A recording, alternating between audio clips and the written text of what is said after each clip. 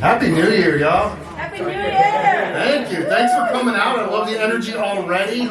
I know not everything has been great with this year. And honestly, it never has been great. Everything every year, there's always injustice, there's always a fight. But there's always poetry, there's always music, there's always community, there's always family, there's always friends. And I appreciate you coming out here, being a part of this tonight. So we're going to bring in the new year with some of those positive vibes of community, of art. And feel free to bring out the angst and the anger about all the other things too when you come up to the mic. That's all part of this as well. I'm so glad you're here. Because it is New Year's Day and we're actually celebrating on a holiday for this event, it is the first Wednesday of every month. I know there's a good number of regulars in here. There's a good number of first-timers too, so please continue to come back. Because it's New Year's, we've got not only a featured poet, I'll tell you about Kurt Witt next time I come up to the mic, but we also have a special musical guest. Many of you already know Jim Ballard. Jim has been a legend in the Akron area for many, many, many years, and I've had the pleasure of collaborating on a number of things with Jim, from poetry videos to music videos to recording all kinds of amazing things. Jim and Georgianne, right down here, also two of the most faithful and supportive folks of this event. And I thought this was a really nice night to get Jim on the mic as well. He's popped on occasionally for an open mic, but it's not as much of what he does when he's not with the guitar. And so that's been a blessing too. And I want you to keep doing that too anytime you're up for it. But I'm also really excited to get him on the mic and doing what he does best in art, which is music. So please welcome to the mic, Jim Ballard. Well, Keith said most of what I was going to say in the intro. Georgianne and I come pretty much every month. We love coming to the Angry Cow Poetry each month. We love seeing the feature each month. It's never not good every single month. So we always love coming. I'm just going to play a couple of songs and I guess later a few more. Yeah. And Keith's right. I'm naked without my guitar. I grew up in Akron. Actually, I grew up in South Akron, which the folks who grew up in South Akron usually refer to it as L.A. Yeah, I just said Right? that. There you go. See, I always get at least one of you guys. And I lived in what I call the L.A. Valley, which was right down by the factories, and every street had something being manufactured on it. But this song is just a song that got me thinking about everyone there had a plan or a dream or maybe even just a hustle. But everybody had something going on in L.A. And so this song is called The Lowlands of L.A.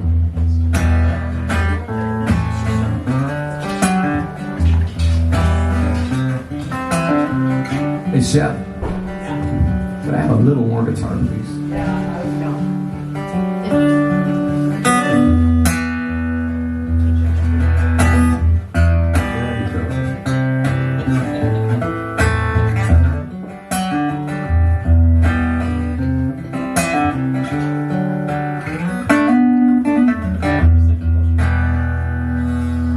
All them bullet boys breaking on the back street, making big noise on the backbeat. Ain't nobody wrong in the lowlands of L.A. Mama's all yelling across the yards. Daddy's at the corner playing 21 cards. And he just wanna be a movie star in the lowlands of L.A.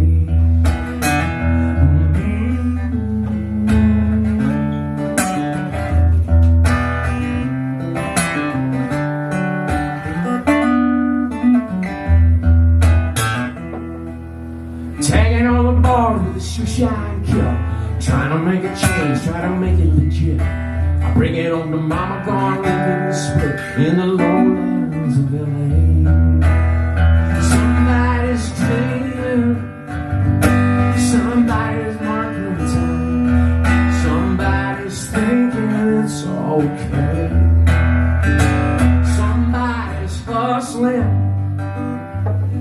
trying to make it down. L.A.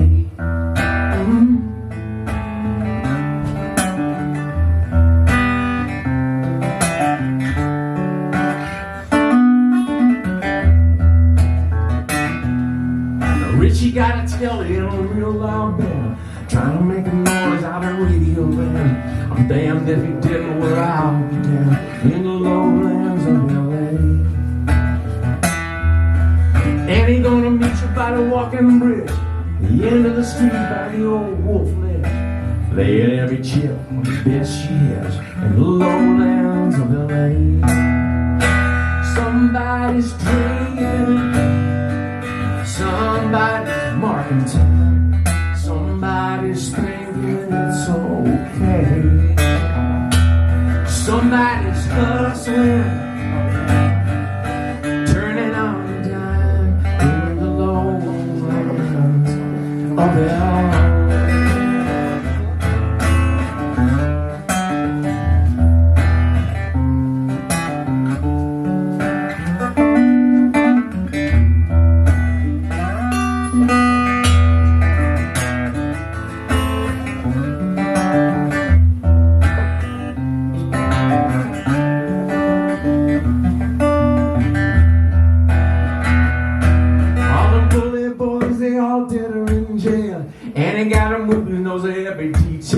Riches on the road, reaching for that grail in the lowlands of L.A. My mama always told me gotta do it too much, and I tell you right now, if you rest, you're gonna rust. I spit on the ground and I kicked up the dust in the lowlands of L.A. Somebody's dreaming, somebody's killing time, somebody's thinking it's okay. Somebody's hustling and never got a dime in the lowlands of L.A. Somebody's dreaming, somebody's doing time, somebody's thinking it's okay, somebody's hustling, never got a dime in the lowlands, in the lowlands, in the lowlands of L.A.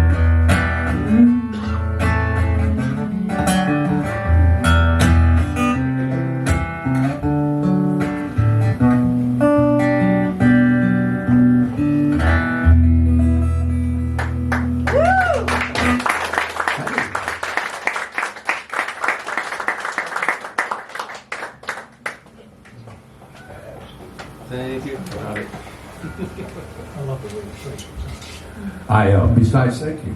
Besides writing songs and singing songs,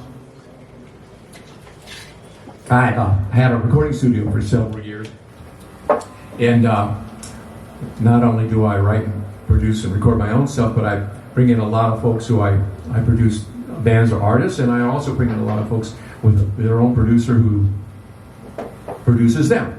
And in the process of that,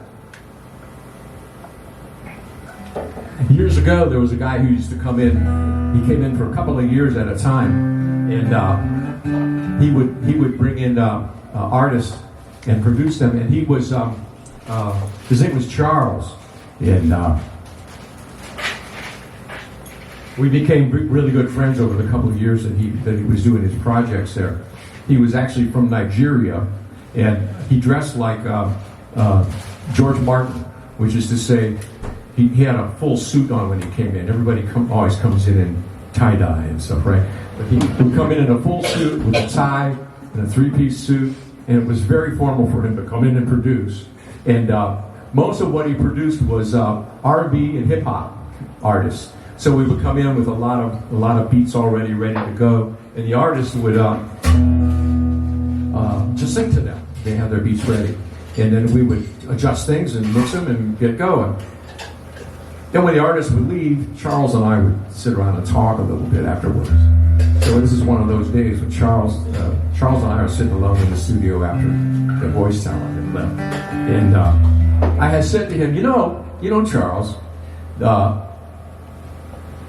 with R&B and hip hop, I never hear like a 3/4 time, 3/4 time kind of a song, like a waltz kind of a thing, because it doesn't usually go with that. But I said, wouldn't it be cool if we could sit down and kind of think up something that would work for that and make it happen, make that happen. And he very formally, he tightened his tie a little bit because we had gotten loose. You know? He tightened his tie a little bit, and he said to me, his beautiful Nigerian lilting accent that was like music to hear him talk.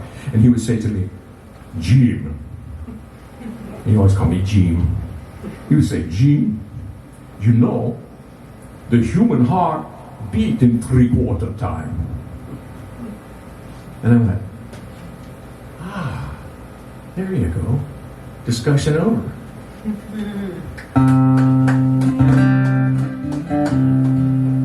You'll notice this is in 3/4 time. And the song is called 3/4 time.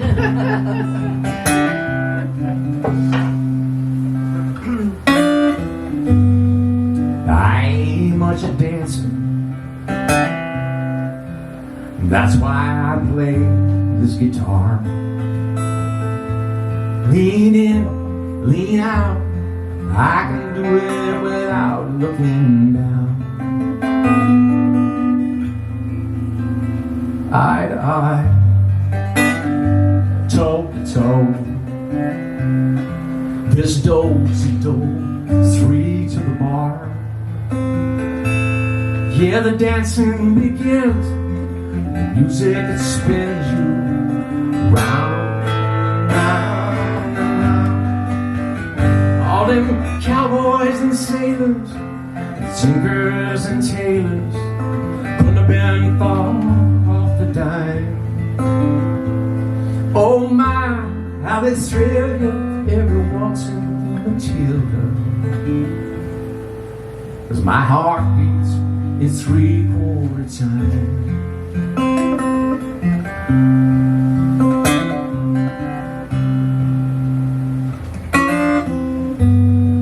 Now living ain't what it once was.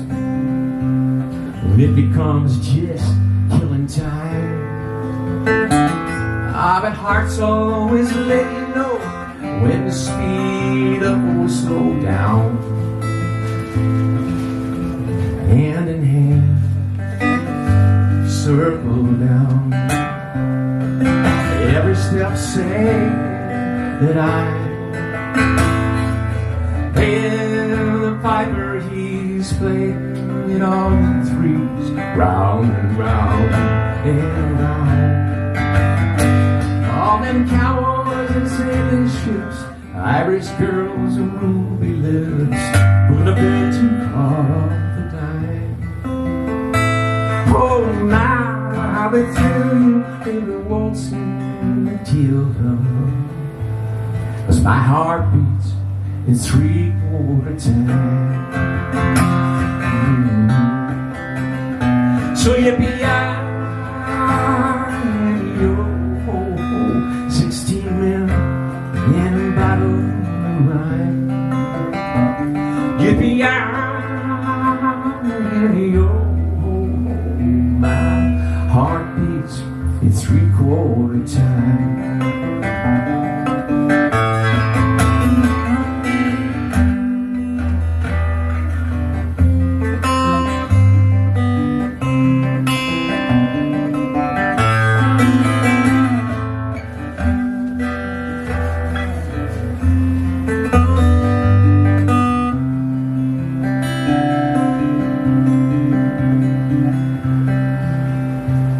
Stories and lies, mysteries.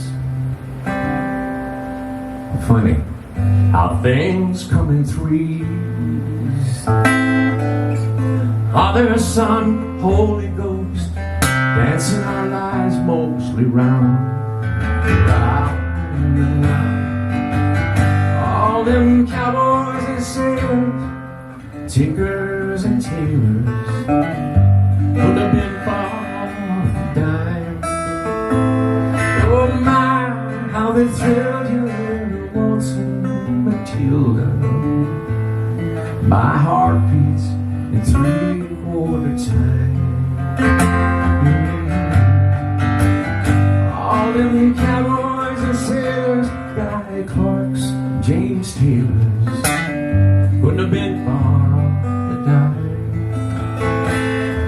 You don't know until you go waltzing Matilda. Waltzing Matilda. You go waltzing Matilda with me. Waltzing Matilda. Waltzing Matilda. You go waltzing Matilda with me. You're 16 now, anybody right? Yippee and you're my heart beats 3/4 time. Yeah, my heart beats 3/4 time.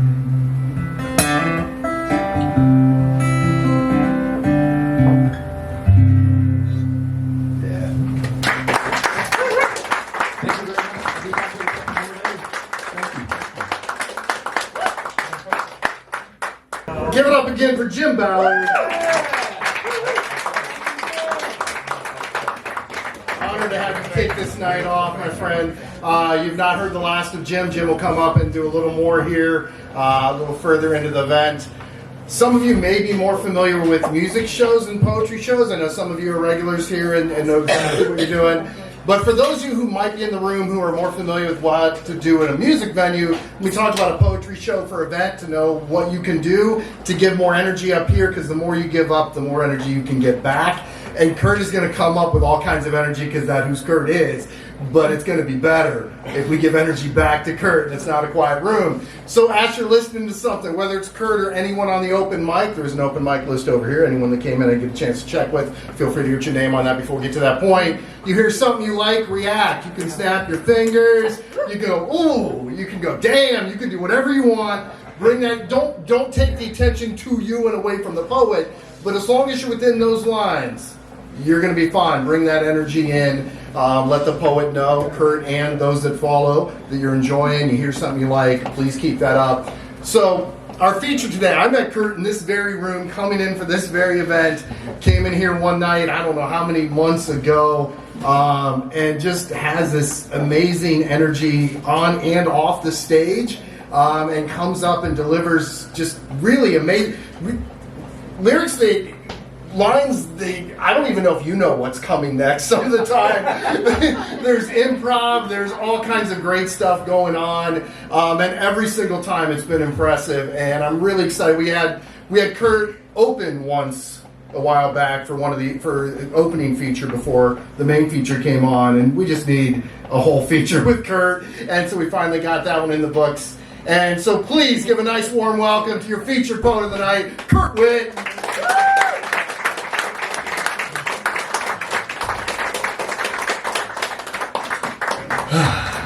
Here's to new beginnings and new winnings, and I'm grinning ear to ear. Yo, Happy New Year. Yeah, here's to you and you and you in the back too, and let's clap for anyone who happens to be new here. Oh, all right. Yeah. Happy New Year to my man Keith and all that he's achieved here, huh? Wow. There's so many amazing places that you could be, and yet you chose to be close to poets who speak unique moments of truth they see. And that's proof that we need to rejoice for new voices in each community. Yeah. To hoist them up and bring that noise of unity. Ooh, wait, it's you and me and new resolutions. Yes. And this is the day ones. And the bubbly wants a lovely cheer. So, here's to us and old traditions, and what must be new conditions for ushering in our ambitions wild and weird. Let's put a spear into fear. Let's kebab and roast it this year. This is our time. This is the new year, and it's 2025. a great time to thrive and really better our lives. Let's eat better, sleep better, dream better, and better poetry will arrive. Let's read better and speak better as we deepen our enterprise. Let's better in every way that we can. Let's just display a couple of glasses in the air as we raise up voices and new vibes as we think about tonight. This is the new year.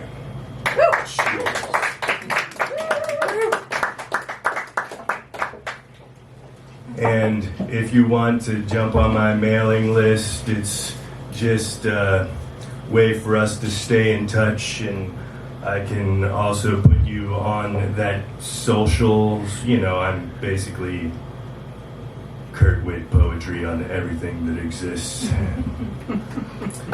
And this year, I want to do something I've never done. I mean, for the day ones. I want to write a poem each day, and you can follow along the way and see and hold me accountable. And hey, it just might amount to all of us writing more. So here's to the new year hardcore. This is to lots of pages of poetry galore. Yes. Happy New Year, Rialto. All right. Happy New Year, Akron. Let's get it started. Yeah. This poem is called Sandy Beach. She is like a beautiful sunny day at the beach. Without the sun, the water, or the beauty. Thank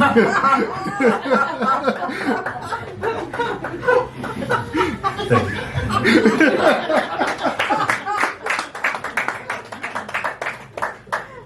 This next poem is Bright Bouquet.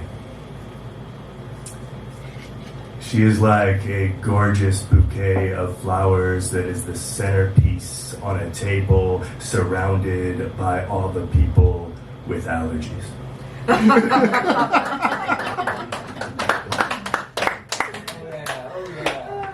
Yeah.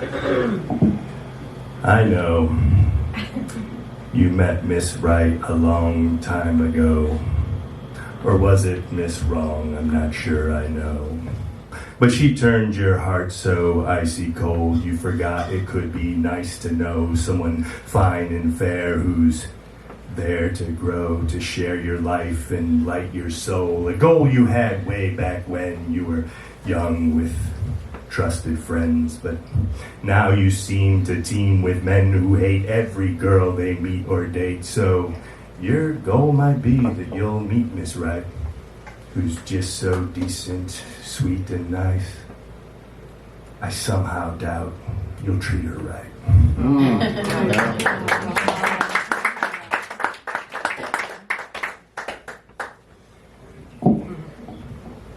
I do not want to write any big problem poems today. I do not want to write any more poems about equality because there gotta be plenty that already exist. I do not want to write any poems about how racism persists or any list of atrocities causing animosity from the Holocaust to exhaust pollution, child abuse or youth prostitution, or that loss of faith because of rape from that one bastard pastor that makes you shake every time you see a cross. No. I'll let someone else conquer that cause. I haven't experienced that anyway. What I would like to do is let young men know that poetry isn't just for whiny chicks and dudes who are gay. I want to let them know that enjoying poetry is okay, whether you ride horses, fix cars, or it's football you play. I want to let them know that every time they ever heard a song with lyrics, you've heard a poem. Yeah, sure. Of course, if you heard that song on the radio, it might not be blowing your mind or even going to have one good line, but hey, it's the kind of poetry that's fun, huh? I'm so done hearing how boring your English teacher made this. How is it that never changes? Such a bummer to me. I mean, hey, did you only take the job to have your summers free? I want to teach them what I guess their poetry teacher couldn't teach them. And that is how poetry is exciting. And then any one of the many poets might reach them while they're reciting about the fight against GMOs, or I don't know, some sort of daring show where you're raising awareness on issues that scare us, like how that terrorist bombed Paris. And your mom shared this horrifying story of escape.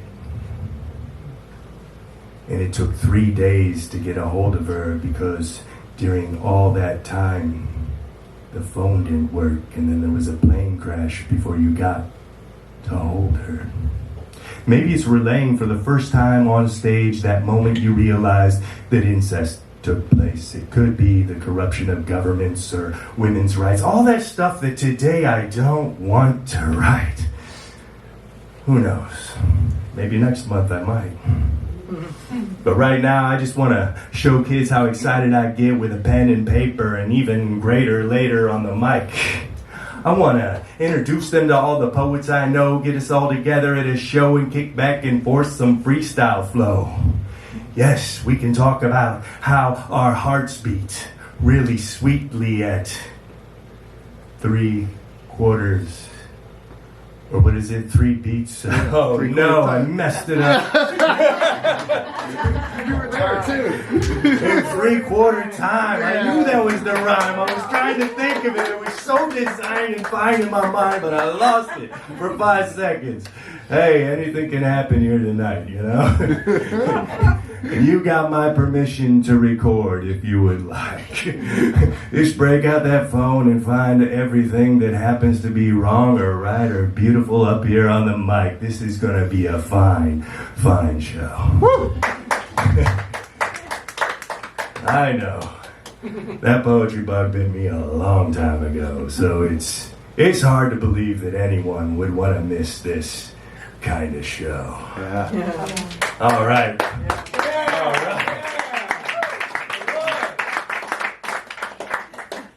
You're my brother. Thanks, Aaron. He's actually my brother.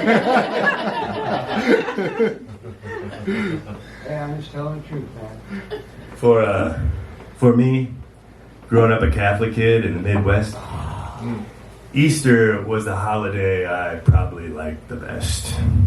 Because we're constantly creating the character we want to play on life's stage, and we go through many different stages of change. But Easter, that's like that one big yearly rewrite where we get to try and decide what it is we like or dislike about ourselves and make it just right, or how we'd like it to be. And you see, this all coincides with a history lesson, and yes, the Jesus metaphor of death and rebirth, as well as working the soil to determine its worth. See, just as there are special years for all of us, plants have special years too. Anyone who's a connoisseur of wine knows this to be true. And we've had a few unlucky in these 2020s and 20-teens where we got to see the Monsanto monstrosities with preposterous property rights on possibly all food passed with alacrity by our government. Intentionally less than 1 week before planting season. So, man, there's a reason to see this as an abomination. The combination of Terminator seeds that lead to germinating organic crops and more become vanished or lost, and new organic seems to be the new nomenclature, but there's no need to let these supersede nature, and to think that there's no legislature meant to rate your frankenfoods and your mutant plants that ruin habitats with a ludicrous mission to rob us of vital vitamins and salubrious nutrition, all for the sake of getting rich and owning a patent on the world's food source. So of course, like Latin, organic will become evanescence, ever present but never in its entirety, and so more happy than, or more sad than effervescent, you will pleasantly describe your cuisine as having an organic root, or this is an organic based dish you choose. Let's not let that become the future of food. So when you die tonight, in the morning you're reborn, with each seat spread and each life led and adorned with the purpose of your character. I just want you to know this is not a care lecture, but it's me sharing nectar and my rejection to genetic engineering, all relating it to Lent, Easter, and the rearing in of a new season, seeing the leaves on trees and greeting the metamorphosis. This is more than just a chrysalis that's got us changing into butterflies, but it's the size of our effect. Now, what's that got to do with the price of tea and the size of seeds or the suicides in China? Well, it's kind of like this. If you got plant DNA and animal DNA and you attach it to a virus, you might just get a righteous fruit that ripens and it stays like this, and it's bright and it's vibrant and it hides the fact that it's bred with pesticides. So even if you're eating vegan, you can still be getting pieces of animal inside. And it's not just plants that they piece together to increase and make better, because genetically modified dairy hormones produce more milk and more cancer. And is that really the answer? Because I feel I'm taking a chance here, since there are no labeling laws enabling a cause for tension. And I want my selection to be natural and organic, not man's sick invention of biotechnical, unethical, wretched wrecks of vegetables that barely seem edible, let alone delectable. And it's easy to dissect with the correct etiquette when we recollect the censorship route, because there's a rating system for every video game, movie, and TV show that comes out. Are we really more concerned about what affects our eyes and ears than what we put in our mouth? It's just about these life cycles of renewal and rejuvenation, and each month there's a new moon waiting, whether waxing or waning, and Easter's the time we choose for celebrating. It's the only Christian holiday that takes its name from pagan tradition, to recognize the transition from the old ways to the new.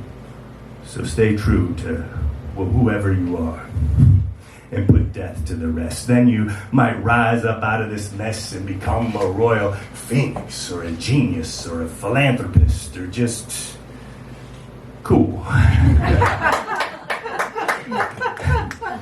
Oh, yeah! It's up to you to decide what it is that defines you. See, Jesus spent 3 days in hell so that he might rise up and influence generations. So no, this might take a hint of sacrifice and dedication. And on a side note, because I think it's funny, this year Easter falls on 4/20. And I just want to know, I mean, come on, don't lie. How many of you are going to be naturally high?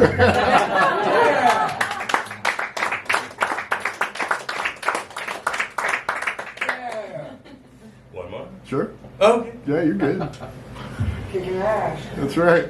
By a show of hands, how many people think that romance is dead? Now what I said is, by a show of hands, who thinks romance is dead? Because that's what I was told today, and hey, that messed with this poet's head. I mean, who read the headlines that said romance passed on? Because I latched on to this ideal for so long that I wanted to pass it on. And who keeps killing all those I love? Because that really rubs me wrong.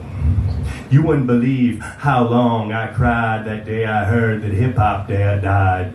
I tried to understand why, and I felt like someone lied. And if romance is dead, then how long before the end of Valentine's Day? Because that is a great day. It is a day when a selection of confectionery treats can make hearts melt just from the smell of the sweets.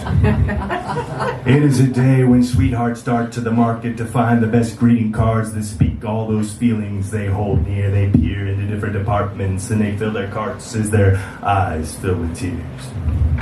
It is a day when lovers shower one another with flowers, violins are played, desserts devoured, hours of tears were shed the day I read that baseball was dead.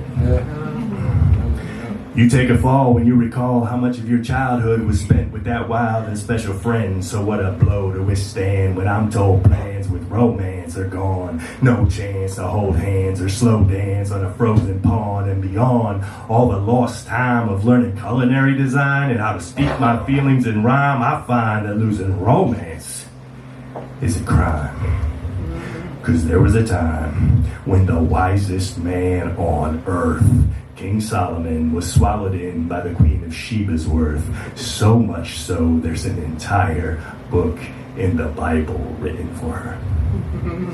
It's good to be smitten and tortured with new ways to keep that fire ablaze as you're sitting by the fireplace and she's growing with grace and you're spitting poetry from your soul. I mean, Romeo and Juliet have to stoop to get a scoop on what you're doing to get that sort of affection. But it's daring to share a very personal connection, an expression of love so wonderful you feel you are one full completion. And I don't mean to be preaching, but if romance is dead, then there's a reason I feel cheated today. 'Cause I want a romance in a way that makes Lady Chatterley's lover turn 50 shades of gray. And Dorian would seem boring in his corporal haze. I want to pour more and more than Mormons give praise. I want to court more than all four of the Brontes. I want to raise the thrill of the chase and erase villains with ease. I want Jane Austen to call me boss when I've exhausted her sense and sensibility. I want to make Guinevere and Lancelot seem like a businessman and a mistress who long distance webcam a lot. Romance so hot that Anthony and Cleopatra have to get taught. Heathcliff and Catherine ask again about the love we got. We plot to rewrite the Kama Sutra with a truthful love that Pablo Neruda couldn't describe and Buddha couldn't define in Paris. Well, that's only the city of love, if it's where you reside. So if romance is dead, I need her revived, 'cause I don't know how I survived the day I heard that poetry died. And if it can happen to romance, then what about beauty and truth? If romance is dead, I feel bad for the youth, and it behooves us to find a time to reminisce that alluring time when romance did exist. And I feel I must have a sixth sense where every day I can see and feel her presence. In the PDA of old folks, or the stroke of a maiden's hair, in the sharing of a Sunday or a fun day at the fair, in the excitement of hiding for cover, in the eyes of a lover's stare.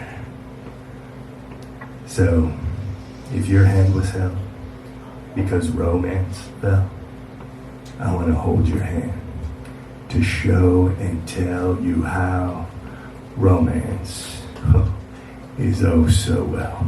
Yeah.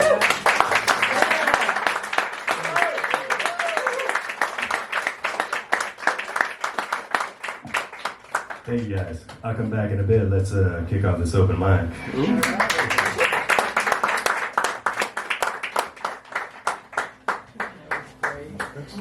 One more time for Kurt Witt. Awesome.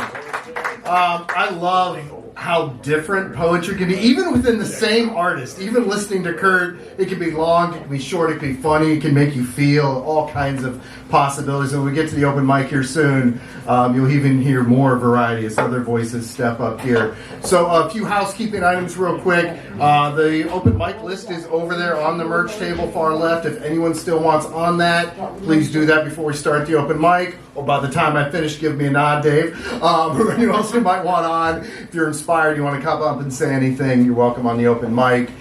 There is no cover charge, but there is a suggested $5 donation for all who are willing and able. If all you can do today is get your voice in here and get your applause in your community in here, then please, we're so glad you're here. If you are able to throw a few bucks in there. We have 2 folks I want to give some money to tonight, so I'm going to match the first 50 in the pot. If you make it more than that, even better. But I'll match the first 50 in pots so we can divide that up and give a nice little money for both of our musical feature and our poetry feature tonight. This man over here is Seth Vale. This event would not happen without Seth. Never would have happened. Never would have come true. Dude is amazing. He's also your bartender tonight. Tip him well. Now's a good time to get your drinks. Michael's got food in the back over here. Check in with Michael soon, because at some point in time, Michael's going to pack up and go. And if you didn't get your food by then, you will have missed out. So if you want to do that, this break's a really good time. If you're new to the Rialto Theater, restroom is down the hall to the right. Merch table's there, bucket for donation is here, or if you want to do it electronically, you can Venmo, PayPal, Cash App, Zelle, whatever. Connect with me and I'll let you know how to do that, and you can run money in through that way. We'll take about 10 minutes to get your drinks, talk to other amazing folks in this room. We'll come back up and start the open mic. Hey, all right. So we're going to bring up some open mic folk next, so I hope you're ready for this. We have 6 names right now in the open mic. If I missed anybody or Dave gives me a signal, then we'll be up above that. But right now I got 6 names on the open mic. First up to the open mic, we have a regular here. I'm going to say for most folks, I don't need to say this for Ed, but for most folks, please keep it, plenty of folks up here, please keep it to 2 poems or less, unless you're like Ed and your poems are done in 15 seconds or something. So Ed has some free reign, because I know Ed's pieces will be short. Please welcome to the stage, Ed Amann.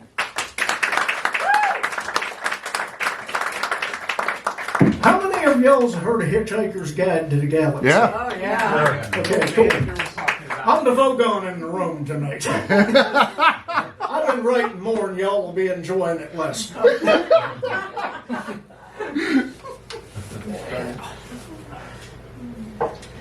And you're watching Hallmark movies while the world burns down outside. You never seem to get in it enough while you're wasting the whole ride. Think that just because you're woke, that's all you have to do. It'll take some work to sort this mess. Just let me tell you true. A while back, some nice folks just like you ignored the writing on the wall. Then their neighbors went to ovens while the masters had a ball. Wrote that just tonight. Yeah.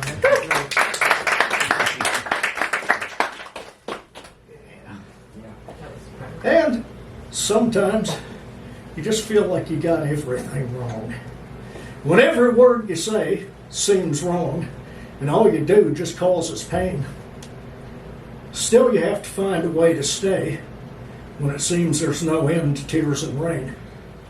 It's always been this way for me, no ill intent, and how it goes. I always seem to be the cause of everybody else's woes.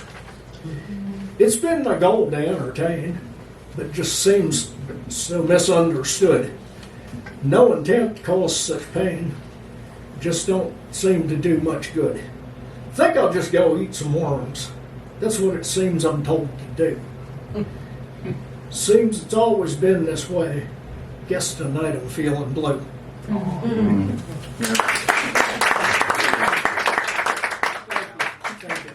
I'm a little bit like Jim. I'm kind of naked without the guitar. Anyhow, you can find me on the web at www.edmanwalking.com. That's a great name. I love that. Ed Man Walking. Excellent. Thank you so much, Ed. Oh, I really like that first one. You talked about you've been writing more and writing. Like, I love that first piece you brought up tonight. Both are good, but that first one really sitting right here. So now's the time of starting like pieces that are even better. All right. So next up to the open mic, another regular here, another fantastic poet. Please welcome to the mic, Sylvia Clark. Thank you. Letting you know I'm naked without my clothes. So I'm prepared today. You know, it's not like those dreams I have where like I go to school and like I'm clothed and everyone else is naked. It's a reverse, whatever. Start again. Hi, my name's Sylvia. I think you should all give yourself permission to write about something you're afraid of. So that's kind of what this is about. It's called Sink. Ghosts of smoke escape my gritted teeth.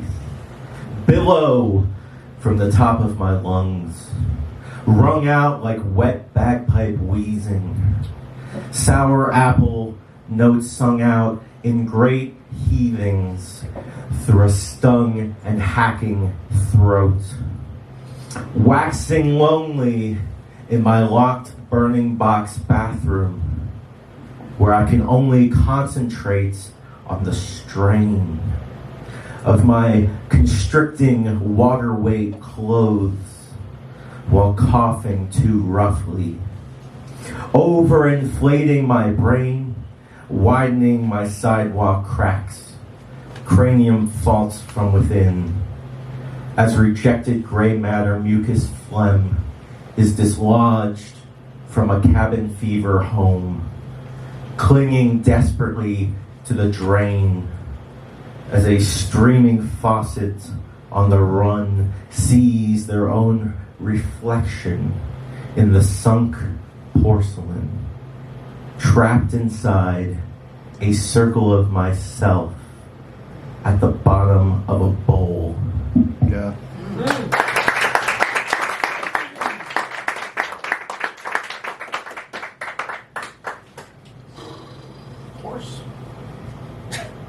Okay. This next one's dedicated to a professor I had. His name was Kevin Floyd. He had the same brain tumor that John McCain had, so it was pretty aggressive. Yeah. So this is written in the form of an email to one of my other professors that kind of corralled me through everything. It's called Subject: Kevin is alive in my heaven. Tammy, I'm sorry to drag you into these emotions, but I know you'll understand. Does any story belong to us? If so, I would not sell this one. I know you know, as my former memoir professor, the kind of clotting I need. I'm listening to a love supreme. Kevin had that huge John Coltrane poster from the Blue Train cover in his office. Smiling, he told me he found it one night in another life before Kent, if I remember correctly. It's so hard to remember correctly. It's another blue footnote that will not resolve, like the unanswered voicemails I saw on his desk phone, or the notes I can't read in the margins of willed books, or the memorial service canceled for public health reasons. I had this idea the other day that heaven is simply the favorable memory realm of the living, that the flames of hell are simply endless criticisms against the name you leave behind, that purgatory consists of the forgotten. Maybe calling it Judgment Day is no coincidence. Maybe ascension is nothing more than the sublimation of the physical you into gaseous memory. Have you listened to Ascension? He found the poster, truly free jazz. I'm beginning to see praying as a ritual of one higher love that anyone can do. Is that not what this is? I sign a cross, loving thoughts in my mind, love personified in my heart, love in the space between, on my shoulders. A love supreme, a love supreme, a love supreme. Maybe God is love after all. Wow.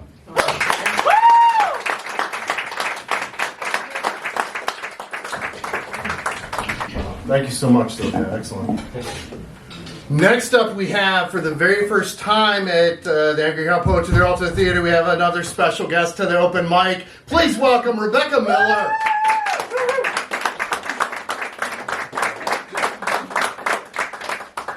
Hello, everybody. Hello. Hi. The first one is called Fort Rainbow. I went to Wadsworth drag reading hour a couple years ago, and this was my experience. Fort Rainbow. A police officer casually walks next to us, escorting us through the trampled grass, past waving Nazi flags and raised fists. We walk next to a barricaded pavilion, besieged by throngs of seething faces, a small opening guarded by several officers allowing access. When I look up, smiles and rainbows greet us, the reason we are here. Today I witnessed how some in my country, few people like me. I felt the hate while I was there, and I can still feel it. It's crushing. Faggot, pedophile, you're lucky these cops are here. I hear among the shrieking megaphones and hateful chants. Masks hide their faces, but does nothing to filter the hatred spewing forth. Their eyes punctuate their seething disgust. Despite the hatred beyond the gates, I could feel the love and the camaraderie. People were hugging and laughing, a contrast to the frenzied sea of hate that surrounds us. To me, a convincing sign that I am on the side of right, the side of love. Yeah.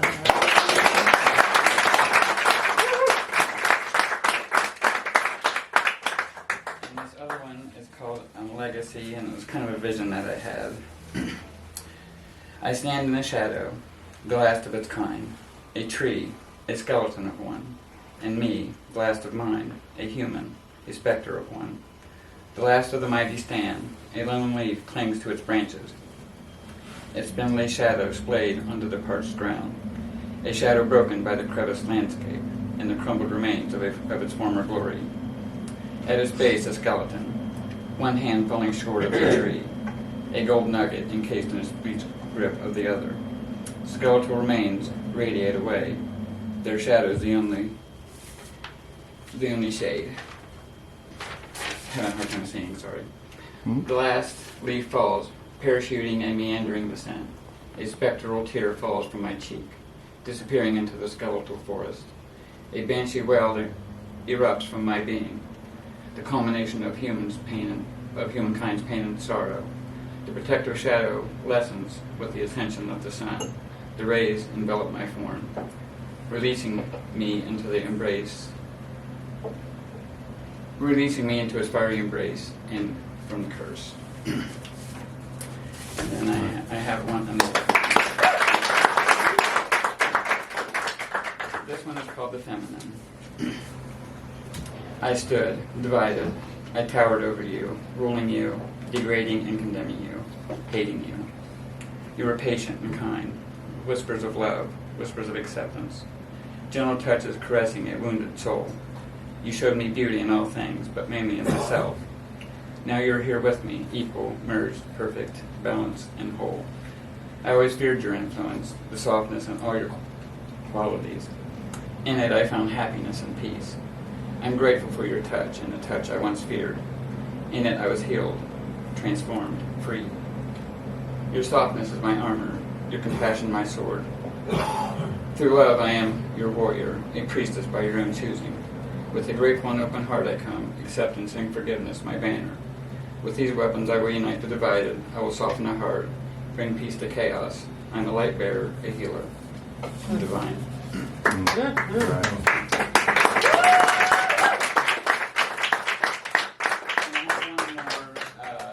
It's a small one.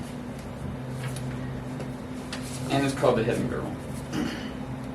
As I walked through life, no one realized the secret that was mine. I kept her in a closet, knowing that she would be there until the end of time. Late at night, when no one could see, I would let her out to play. I knew this was what she wanted. It made her very gay. I would kneel and pray that I could set her free, but knowing if I did, no one would let her be. Why was she so different, always being referred to as he? Seeing her struggle hurt me deeply. One day when I couldn't bear to keep her confined, I set her free and knew that she would be fine. I see her growing and gaining affection, although she has felt the sting of rejection. Not everyone can accept her. They act as though she's impure, because some don't care but are still unsure. Even in her situation, she's giving life a whirl, because being born a boy is no fun if you're a girl.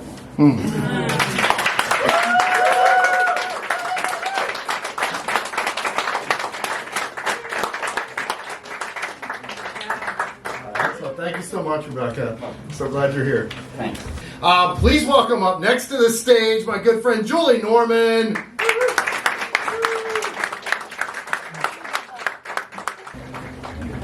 Hello. I'm usually grabbing a mic to sing karaoke, so this is different. Unless you wanted to hear Sunday Morning by No Doubt. Sounds My good favorite too. song to sing.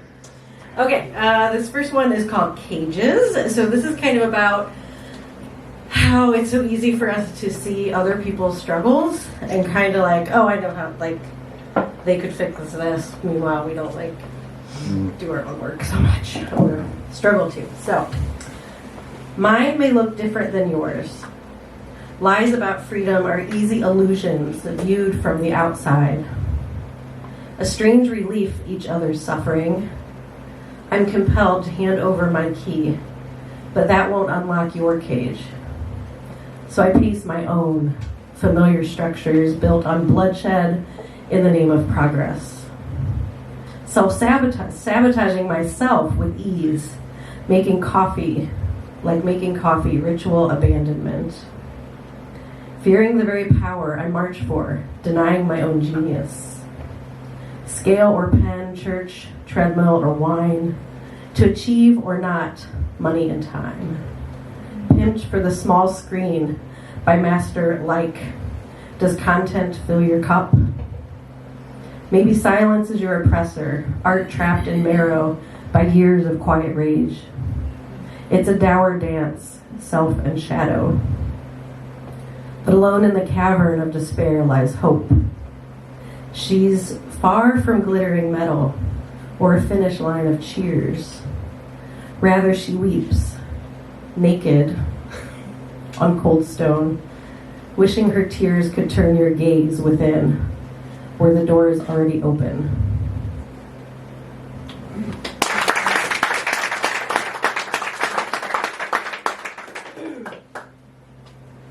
So on the way over here, I told my friends I'm from LA. So I appreciate it. You mentioning that and shared that. My dad always said that because I'm from Firestone Park. So I know that area well, and he ran the machine shop down there at Firestone Machine. And then you mentioned Wolf Ledges in your song, which was his favorite place. His final favorite place to drink. He knew all the bars in Akron. So for my second poem, I want to honor Steve-O, my father, who passed on a few years ago. Love that guy. But it was a challenge with his issues. So this is called Father Figure. There's always been a distance between your heart and mine. I've longed for your attention, but the bottle towed the line, robbing us of time, of memories, of joy. For years, anger seized within me, my days infused with venomous rage, its true name grief. Learning the ways of healing, I stumbled into peace. Today I can sit by your side, love what was and what is. I could rush off now, distract from the reality of these numbered days. The humming of your oxygen unit laws my mind into the moment. I'll stay though you're sleeping. I'll watch your labored breath. I'll stay and hold your ragged hand. While the TV blares and the day rolls on, my mind says it's too late. Yet with a smile and a breath on the precipice of death, our hearts forget their strangeness.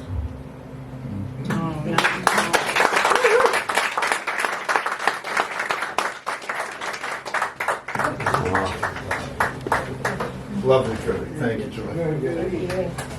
So next up to the open mic, not only a regular here, but last month's feature. So if you missed last month, you get a little bonus. If you did or didn't there are features this good every month, so please keep coming back the first Wednesday of the month. But next up to the open mic, please welcome TaJuan Immanuel.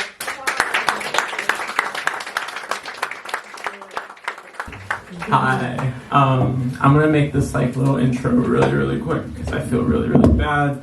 But this poem's a little long, but I'm only reading the one.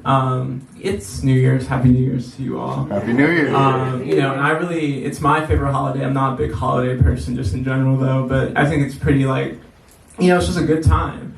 But I do think New Year's resolutions get like a bad rap, because at the end of the day it's just goal setting, but like with like this mystical air because it's the beginning of the year, so it's supposed to be like, great, but it's like, like any goal, it takes work.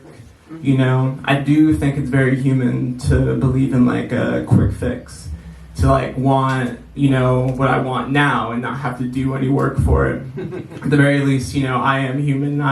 I do have felt, and parts of me still feel that way. But and I guess this poem is like a nod to that. It's titled Ibuprofen. Yeah, right. Yeah, we all know.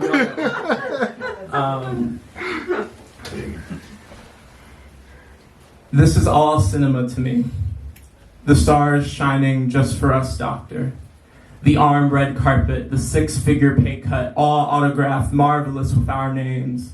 Do you see the big picture? We're on the big screen now. And this is the climax where after nothing is the same. The part of the movie where you ask how many pills. And I mutilate the middle of your line, splitting it open like a bullet wound, like a rose bloom, as the bouquets prepare to rain down as I give my Oscar-nominating monologue. See, doctor, I only took what was prescribed. I'm a sober sap, at worst a pothead, but I've been hibernating since June. There's no more weed to smoke, doc. I'm ice cold, shook my knee to cloak my sad eyes, accrued crimson. No vices all November, and now it's a new numbness. I'm bluntless and friendless, and I'm wounded from this desire to be wanted, this greed to be needed, this gluttony for glad eyes when I walk into rooms. Honeybees pollinating the flower child I like to see myself as. I peep the ring on your finger. I can see the faith in your face. Doctor, do you figure you saw God more during or after the honeymoon? For my money, if the honeymoon had to end before breath, I'd rather keep pretending dragon, watch the ash wind dance into ego death and be the beast the world made me. But now I'm abstinent, a ghost with flesh, and this isn't any fun. They ain't teach me proper love where I'm from, doc. We walk different paths, speak different vernaculars, yet we're both still human come sunset, huh? Two ephemeral rivers drifting into a perennial ocean, some call Elohim, floating into the clouds toward the sky sanctuary, some call Eden, hoping at least then we'd know what it means to be happy. You're asking how many pills? Well, again, I ask during or after the honeymoon. Now I ask, is there even a heaven for horrors like me? My heart always delivering instructions the hands can't handle. My soul is haunted, overpopulated, polluted from all the stories stockpiled from the past tense. But where else do my lost loves live other than the breath-spent walls of my skull? Doctor, what do your Ivy League books say on this?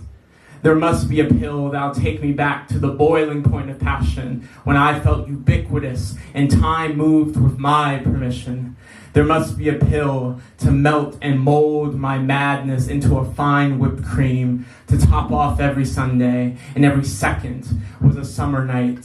Somersaults and backflips and endless kisses on the cheek. Doctor, check and double check. Conjure up your sources and imitate Easter. We need sorcery over here. Pass me the pills and pile them in my palms. You want to know how many I took? Well, listen, this ain't no trick, no deception. I mean it when I say I don't want to die anymore. But whenever the sky grayscales, I'm scared. Scared that's God pulling the plug. my pulse, scared the next rainfall, a never-ending poem, and then I'm swallowed in a sea of regrets. And here is where I wish the credits would scroll. The orchestra choking out one last symphony, then fade to black, but lucky me, rainbows, leprechauns, and four-leaf clovers. Here I am, breathing still. And you know what's worse, Doctor? Despite the buckets of blood I'd surely leave on that performance, I never see it go in Hollywood.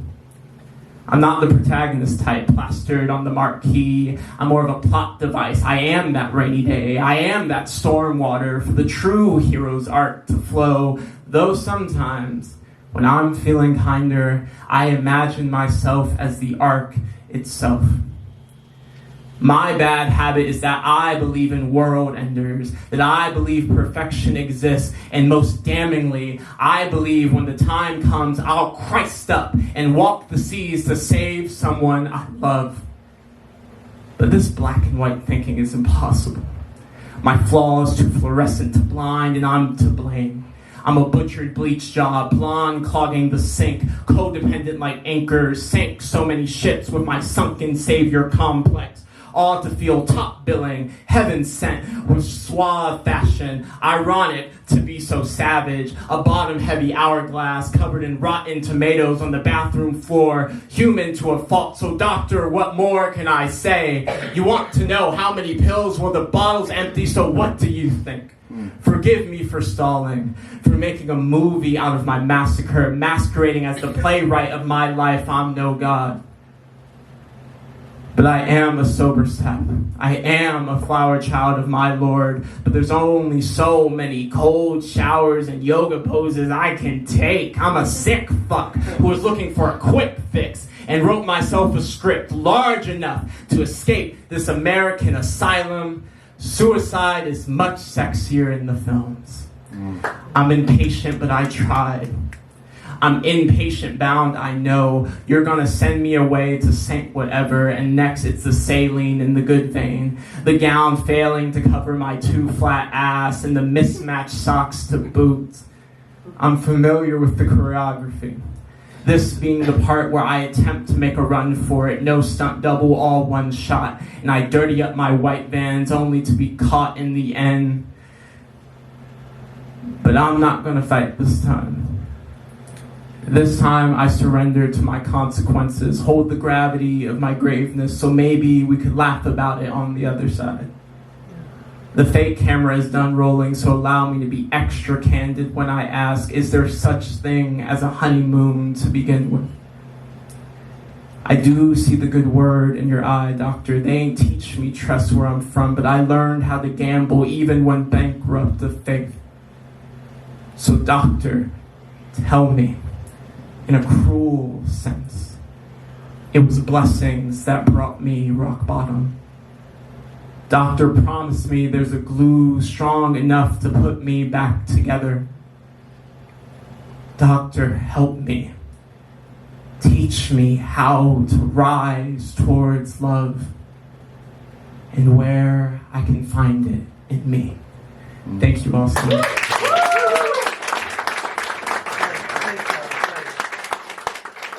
All right, fantastic. Thank you, TaJuan. Dave? Hold on for a minute. All right. I'm going to go and then maybe Dave. And then I think, unless anyone else has given me a sign, we'll wrap up there. So, poetry, as I mentioned, can be a lot of things.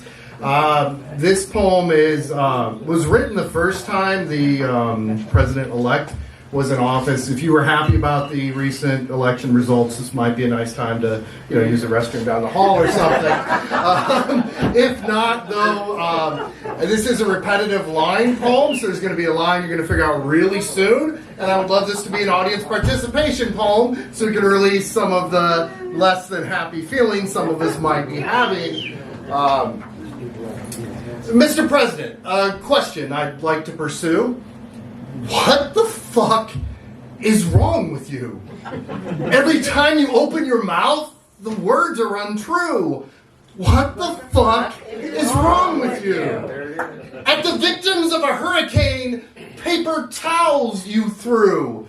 What the fuck is wrong with you? $70,000 for the hairstyle of a cockatoo? What the fuck is wrong with you? 26 sexual assault allegations you claim all are untrue. What the fuck is wrong with you? While grab 'em by the pussy is what you do.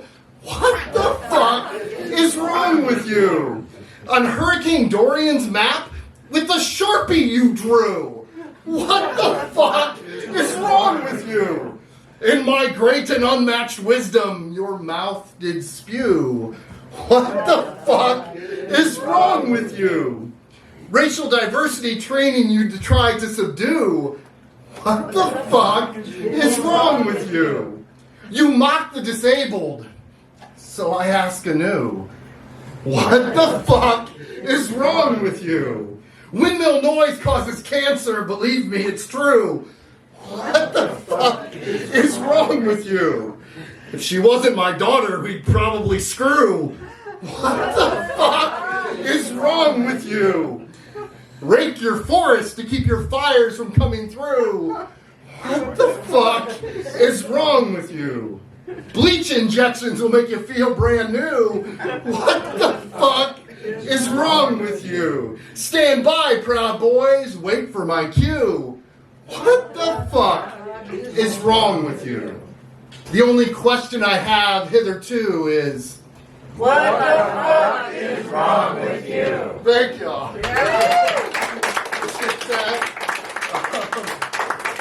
Thank you very much. I'll do one more poem and then Dave might be coming up after. Looks like that's a yes. I don't mean to pressure. I just want to make sure you have a chance. I'd love to hear your voice if you're interested. So I perform under Angry Cow Poetry. Some of you are quite aware of that. Some of you might be new. We have this myth in America of the happy cow. We slaughter animals by the billions. And then we're like, oh, but they're happy that we do this to them. And it's one thing to do that to them, and it's another thing to pretend that they like it, which of course allows us to continue on doing the things we want to do in the first place. But Angry Cow Poetry came about as a response to that, an alternate to this happy cow myth we have going on. And you perform under Angry Cow and you talk about what we do to animals, and there's always pushback because we like what we do to animals because we like the end result. We might look away from how they get to our plate, but we like the food. So if you speak out against that, there's always pushback. So this is specifically directed to one of those pushbacks. To the rancher who tagged me in his video asking if his cows looked unhappy, I responded, show me a video of their slaughter and we'll see. Footage never arriving. An abusive boyfriend can always find a photo of her smile. Can always pick the moments when she doesn't see the danger in his eyes, the times when his touch is gentle, the calms before the storm. The image conveniently framed to crop out the terror. Those moments of trust when the victim doesn't yet know your plans for their flesh. An illusion of happiness, easily digested. A photo of the wall before the fist smashes the plaster. A photo of the cow before the bolt smashes the brain. Before the screams. Before the blood. Before the silence we all knew was coming. Thanks. Appreciate that. We got one more in the open mic. Oh my goodness. Hey. I'm not even going to try your last name without her having to write down for me. Please welcome to the mic my friend Dave.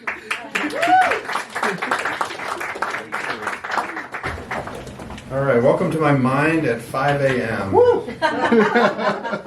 Picture of Mr. Rogers, except he's kind of disheveled and grumpy and a little pissy from whatever the night has conjured up for him.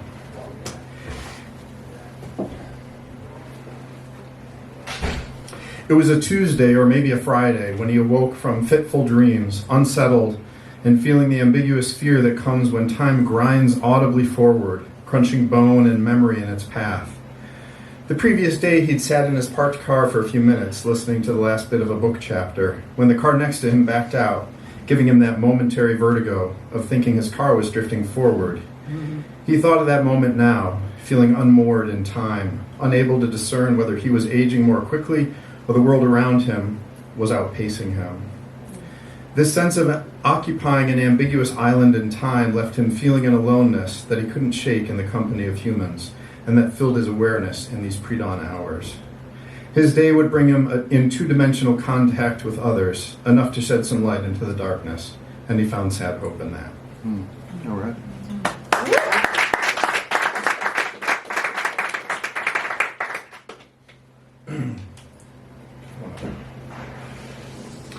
How does one transition from a restless night and the residue of the mind's conjurings into a day of open possibilities? My night has left me with a particular mood, born out of experiences in the ether and the cocktail of disparate emotions they left behind. The mind grabs hold of this tangle and dutifully weaves its own new fiction, a rendering of unreal fragments into a solid mat next to my bed. Unavoidably, it is this fiction of fictions onto which I plant my feet to start each day. Today I noticed, felt the aesthetic and shards of bone beginning to absorb, and stepped to the side with pen and paper, curious. Yeah.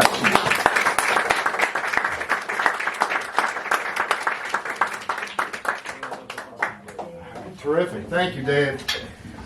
All right, so we are going to bring up in just a minute our musical guest tonight, and then we're going to get our featured poet back up on the mic. I'm going to take 5 minutes before that. Jim can get plugged in and all that, and I can get the battery changed on my camera because it is not going to last if I don't do it now. It's a really good time in these 5 minutes to get another drink from Seth, use the restroom, to talk to someone who shared on the mic and tell them something you enjoyed, to talk to someone who has added presence and applause and smiles to the room, and tell them you're glad they're here. And we'll be back on the mic in about 5 minutes. All right, we're going to keep things moving. Please welcome back to the mic, Jim Ballard. Thank you. It's really wonderful to see so many people. As Keith would tell you, we've been here a lot of nights when there were 3 or 4 people. It's been great over the last few years to see this grow the way it has. And I also have a First Thursday thing. I do this not unlike this, only it's all with musicians. And Keith and I have been talking all year about somehow having a few events where we combine all of that. And tonight is a little bit of an experiment on all of that, so that we can have a little music with poetry in it, and some poetry with music in it. So it's really nice. Thank you. It's great to come here every month. Georgiana and I come pretty much every month, and we get to see Tawana, who I think left, and Sylvia and Ed very commonly, and then we without fail we get to see new poets every month that we haven't seen before, and then you see them come back and develop what they're doing, and it's really a wonderful, it's become a family for us, so it's really wonderful for all this to happen this way. Speaking of family,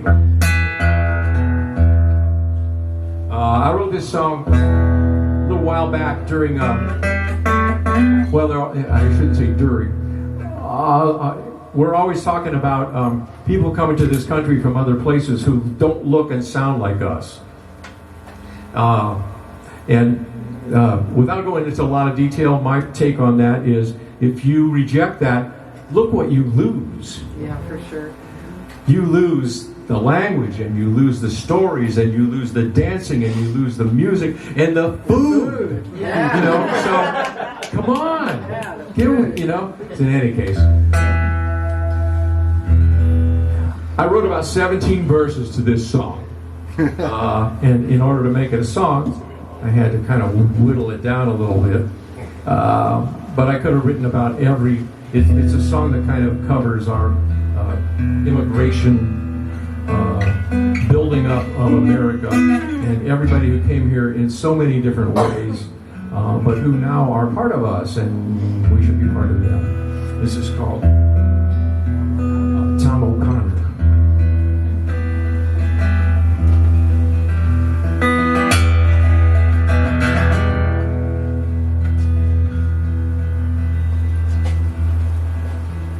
My name is Tom O'Connor, my age is 24. I've come into this country to be finally free of war. The day just south of Boston, settled in the Mecca life. dozen sheep are grazing, 3 lambs and a wife. Oh, but cannon fire this morning from the Carolina coast. Last thing I ever wanted was to resurrect the ghost. Whiskey smoking bravery, illusion, fields and dirt. But I've seen enough of slavery in the county of my birth. Pass it around, pass it around, pass it around, around, around, around.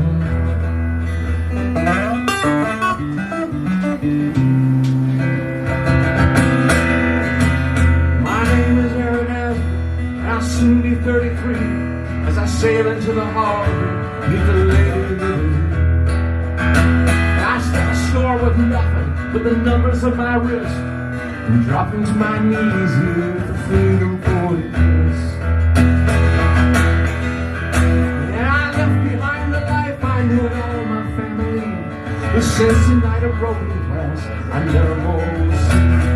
Maiden's land, my children's land, the cradle of their birth, the shining city on the hill, the light of all the earth. Pass it around, pass it around, pass it around, around, around, around.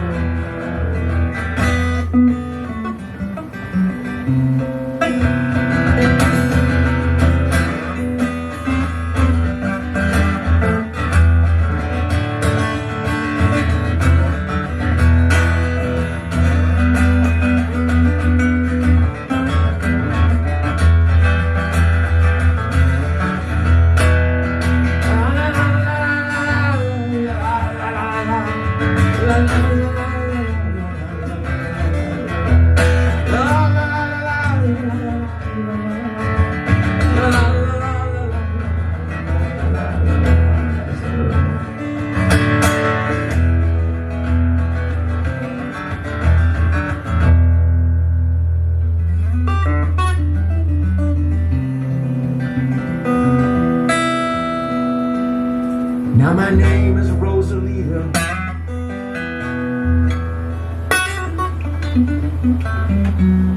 It's not my real one. I have come across the border for to save my only son.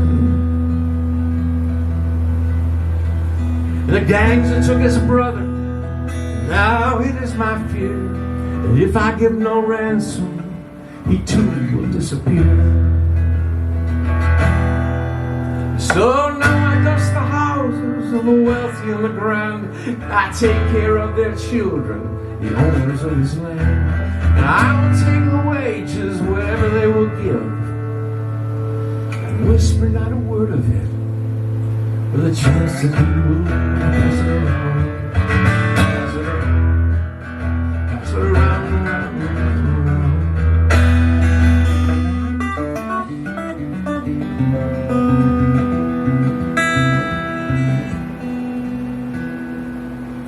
Well, my name is Joseph Abraham.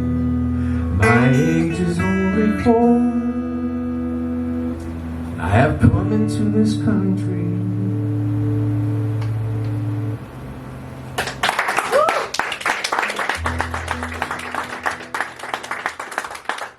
Thank you. Let's see what we have here. I want to do this one. I was this song I wrote very shortly after the passing, if you will, of Jalen Walker. And very quickly I got my band together and we recorded the song, and very quickly after that we got together and Keith and I got together and we recorded a video of it. And one of the things that happened with it was that I asked my friend King Locust, who's a wonderful hip-hop artist, to come and create some words for it, which create words is not enough. He just wrote beautiful words and poetry to the center of this song, which I unfortunately can't do because I'm an old white guy. And it's his words. And so we do the song. Oftentimes my band and I without King Locust joining us, but we also often do it when he can join us, and it's stupendous. So you'll have to imagine him saying his part.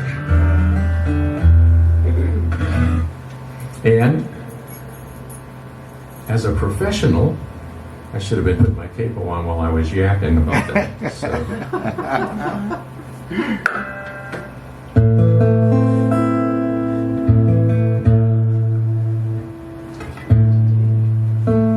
Any of those of you who play guitar know that when you put the capo on, it puts your guitar out of tune. Yep. Right, so.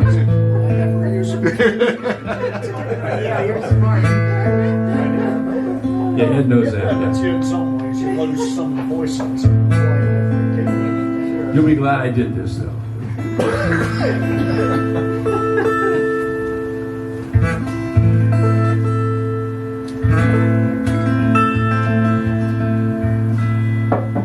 This is called Broken Tail Light.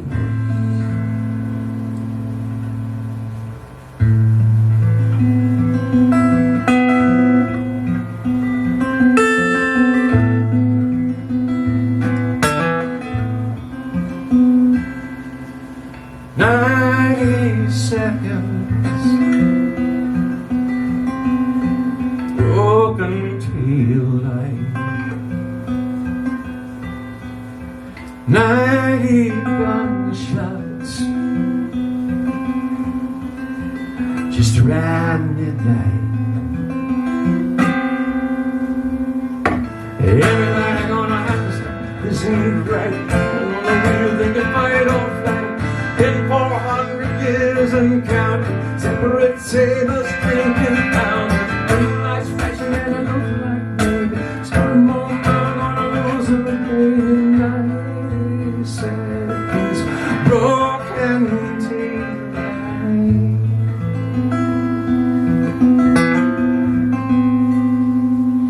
90 seconds, broken tail light. 90 gunshots just around midnight. Everybody gonna have to stop this ain't right. Hands on the wheel, they can fight or flight. Don't speak, don't run, don't say nothing. Rolling in that game, and that game you can't win. Get my wrong, ain't tail fight. When I get good, we're all getting through. 90 seconds, broken tail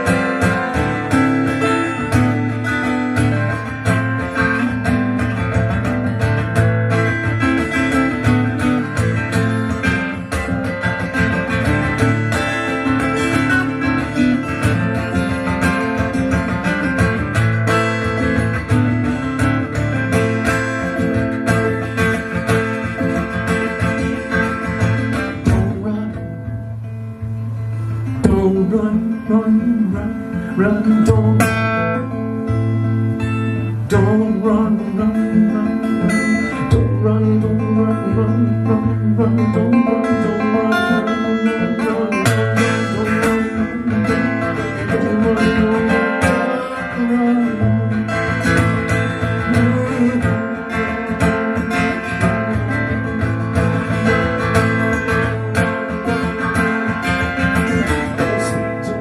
don't say nothing. Rolling in a game you can't win. Red light round, pink tail light through me. When you gonna get them out? Just you and 90 seconds. 90 seconds. 90 seconds. Broken tail light.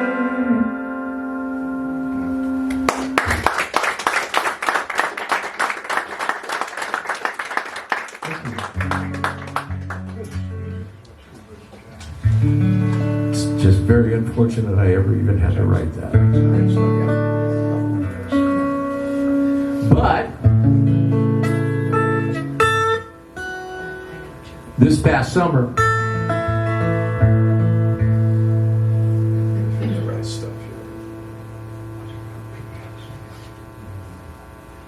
These are both a little new to me, so I got to kind of cheat sheet here.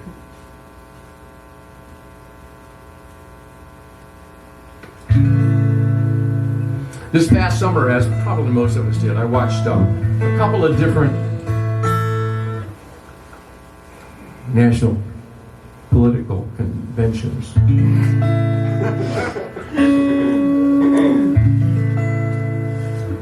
And I thought, well, I should write a couple songs about these things.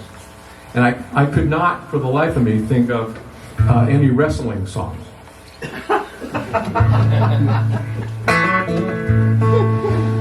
But in the second convention that I watched, there was a lot of talk from a lot of speakers about better angels.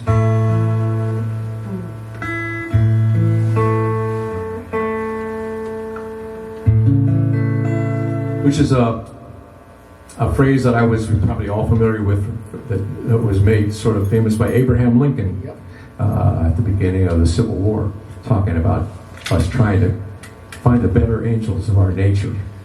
And I never really considered writing a song about it because I thought it was a bit cliche. But after the convention, and there was so much positivity and so much good feeling after the other feeling of the convention, that I thought, no, I think I'm going to go ahead and do that. So I wrote this song, recorded it with my band. Also another one that, that Keith and I went out and we filmed and made a video. So there are videos of both of these songs. The first one I just played is called Broken Tail Light. You can find that on YouTube. And you can get to hear Locust's very, very great part in it. And then on Better Angels, we were able to film it in a really beautiful church that had angels in the architecture, and we were able to combine the angels into the video, which we thought worked out pretty well.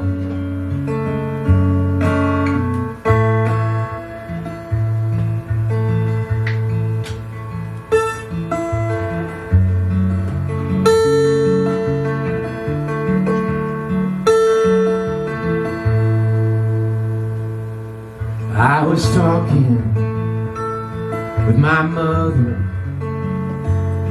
and some other souls I love.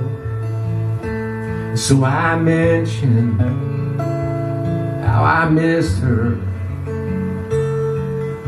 how I wished her well above. She asked me of the madness, of the sadness in my eyes. And when she touched me on the shoulder, that's when I told her bye and bye. Better angels on the skyline, better angels living right alone. Seen them dancing down from heaven, better angels coming home. I asked my neighbor and my cousin and a dozen loved ones, come and break bread at my table when we're able, daughters and sons. I see that feeling that divides us, it gets inside us, leaves us cold, and it grips us, and then it grabs us, and it stabs us, it steals our soul. I wanna hold you like we used to, when we refused to abandon love. I wanna walk with you and talk with you and reach out from above. Oh, better angels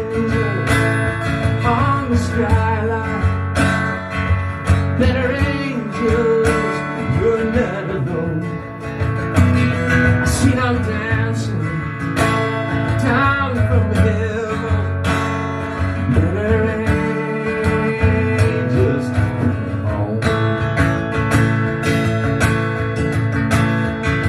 Singer whispers, rosy rivers, dancer pivots in the hall. Bring it down now, take it down now. Teach these children no more.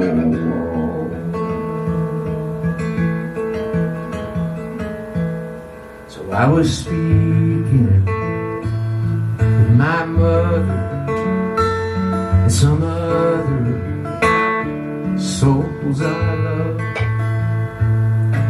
When I mentioned how I missed her, brother and sister, come rise above. Better angels on the skyline. Now better angels, we're not alone. I see 'em dancing down from heaven.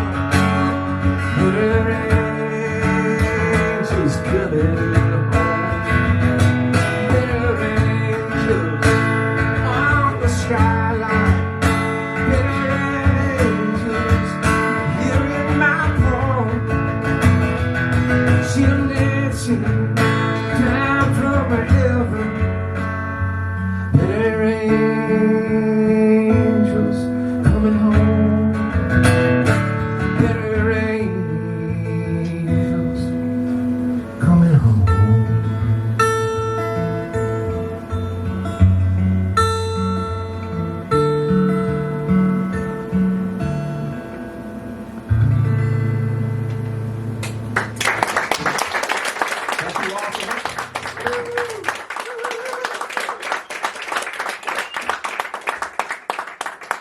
One more time for Jim Ballard.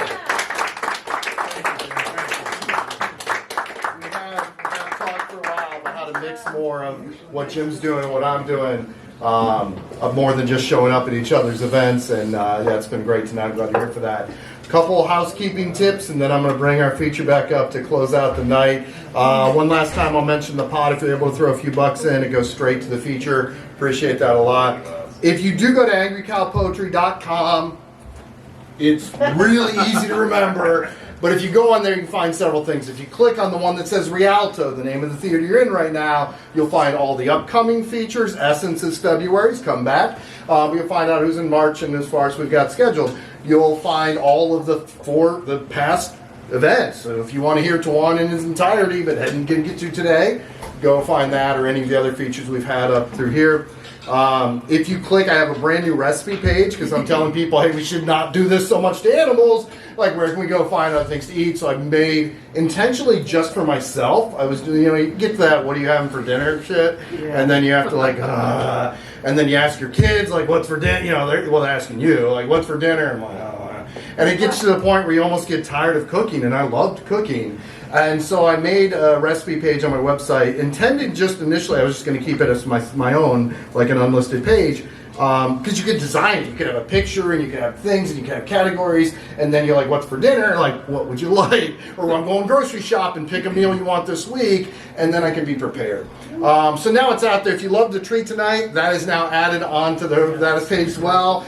All the recipes are there. If you want to just make the cookies, the part that's on top, there's a recipe for that.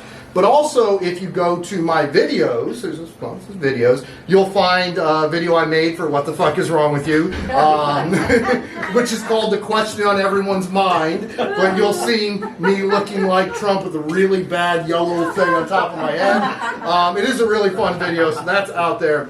And then if you click on other artists, lots of things to explore. And then if you click on other artists, one of the other artists who I've done a lot of filming things is Jim. You'll find a whole page for Jim on my website that'll show you some of the videos. You can watch Broken Tail Light with King Locust. You can watch, I don't even know if I have Better Angels yet. I'll leave this in my reminder, make sure I get that on there. River Rolls By? Yeah. River Roll By. Fantastic video and song there too. You also can find a link straight to Jim's website. He's not hard to find though. Just Google Jim Ballard, go to Spotify and pull up Jim Ballard, and you get all kinds of. You can listen to Jim for days if you'd like to, with all the music that Jim has put out there in a lifetime of music. With that all being said, we're going to close out the night with our featured poet. Please give a warm welcome back up to the stage to Kurt Rick.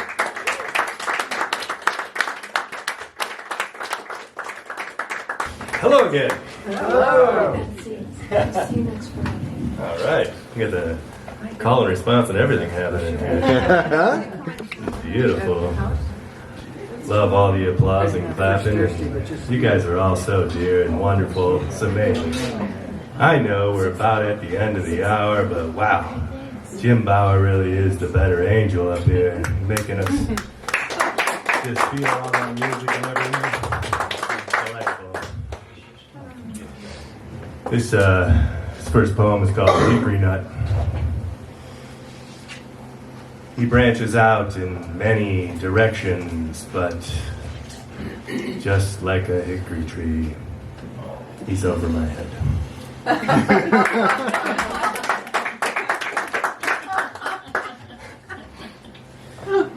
This one is called The Whip. Like a whip, he frequently reaches out, but only to cause pain.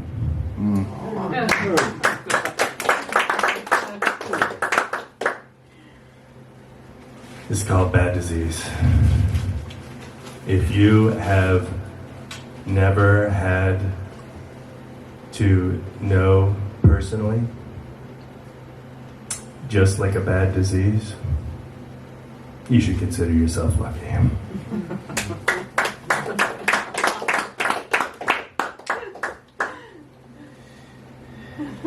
Here we go. Bad song. Just like a bad song, she has been on my mind for way too long, yet I only know a small part of her.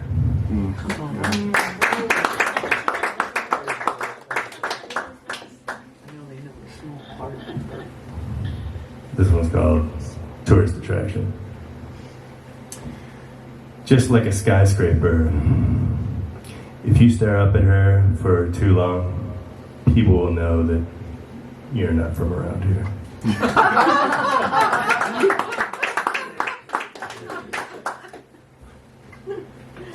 Okay, sorry, there's a lot to get through, guys. I got many poems on this list. This one's called Money. She is a lot like money. I really wish she was around a lot more often, but that would probably just get me in more trouble.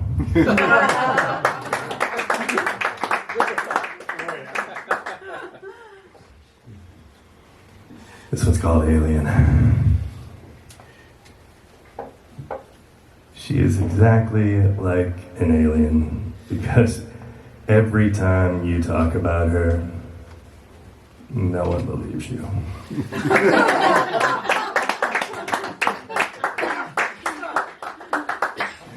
Thank you, guys.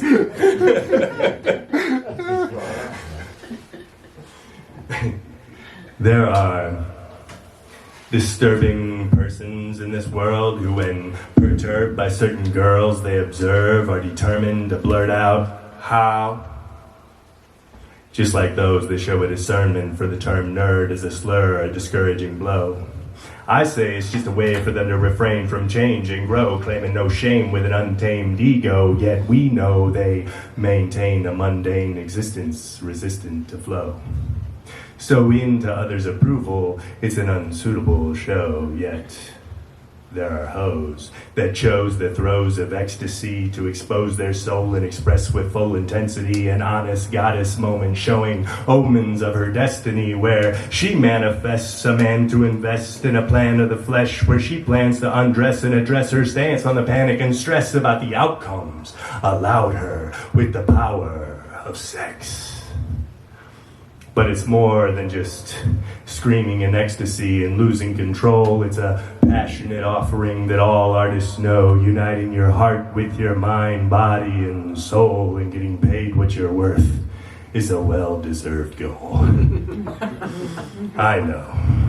It's fine for me to give advice or it's fine for me to sell my mind by giving advice or writing it in rhyme, but I don't just sell my mind. No. My body and soul connect. Every gesture, every lecture, every word I interject, every movement is just proof that we are unified with breath. It's out of me and into you, the innuendos left, inducing a spiritual high. We rise up to collect. It's transforming like the morning when you're coursing raw with sex, or the martial artist sparring that's garnering respect. It's simply pure perfection, the best you could expect. So now how do you harbor hate at the sway of someone's breasts? Maybe it's just jealousy that's telling you it's fake. Or maybe you refuse to take the time to get in shape. Maybe you have anger not having what it takes. Well, I'd like to say I'm sorry. You let things get in your way, and you feel like you must stay in a place where you were made. Yet a lot of people stay in a place where they were born, but some belong in church and some belong in porn. So let's dance away the pain tonight, let's shake and cry aloud, cause everyone's been ridiculed on this stage and in the crowd. A statement that was made of hate and taken to your heart, well, it'll lay in waste to make you hate, or it'll fertilize your art. So if you dance go-go on the polar on the left, embrace that inner hole like you were rolling in a sack. Cause bullying and shaming are art forms without purpose.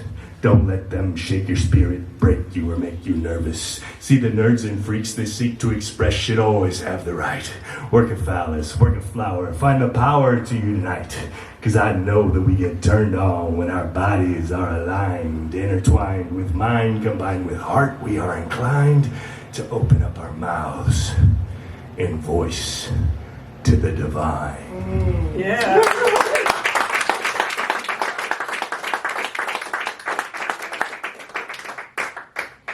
Thank you guys. This one's called The Other Woman. We used to meet once a week. I would seek her presence in a pleasant place many paces from home. It was the three of us, her, myself, and sexual tension that grew grandiose the more we conversed on perverse topics.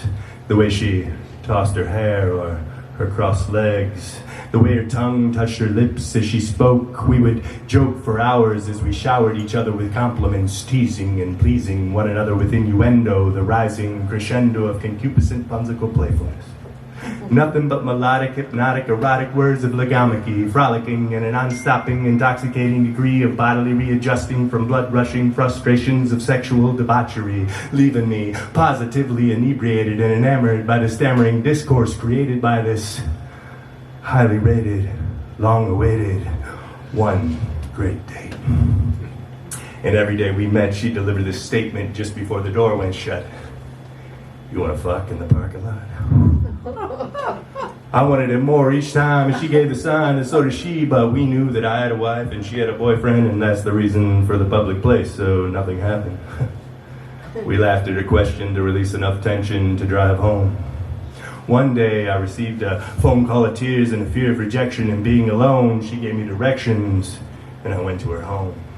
Tires spun and thoughts began to circle. Swirls of pensive sentiments clouded my cranium, but I was in control as I went to console her.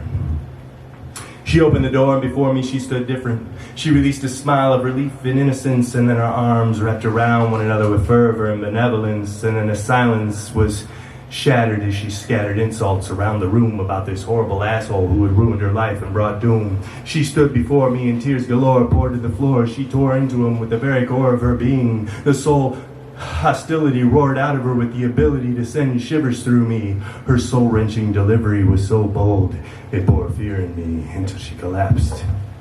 To think, I need a drink, were her words as she grabbed two brews, one for me, one to drown her blues. True to form, I warmed her with complimentary pleasantries and past memories that lent their reminiscent byways to soothe her mind. As she opened her mouth and I opened my ears, she cleared her tears and reared a laugh. That braless white t-shirt she wore now bore so much moisture it was see-through, and I knew I was staring. She was comparing everything to breasts. I tried to digress and rest my dialogue on less sensual subjects. I would protest as she pressed on, testing the tension and perpetrating the situation that we had steered from for so long. It was merely wrong, but she geared strong toward the secure line that we had drawn. So we cocked off some cheers and knocked off some beers, and I blocked out the fear and inhibition and made the decision to go forth with the sexual intuition that we both had envisioned. Now, I was wishing this mission would never transition itself into reality, but I had to admit I legitimately anticipated transmitting liquid through the antiquated language of sensual sex, engaging love-making, and taking levels of our relation to a highly elated, escalated ascension into ecstasy. This caressing of breast, nestling of flesh, pressed chest to chest for a session of wrestling toward the mattress. My mistress administered such finesse, undressing and testing my will, sucking and molesting, fulfilling the best fucking frenzy ever quested for, addressing a blessing to mess with boundaries now found trampled on. Astounding and clamoring, yes, yes, yes. That sound that was bound around and hound its way into my happiness. The loudness that allowed itself to mound into a pounding display of groundbreaking lovemaking that may play an array of painstaking pondering, the quandary of why transpires through my desires and this fiery fantasy.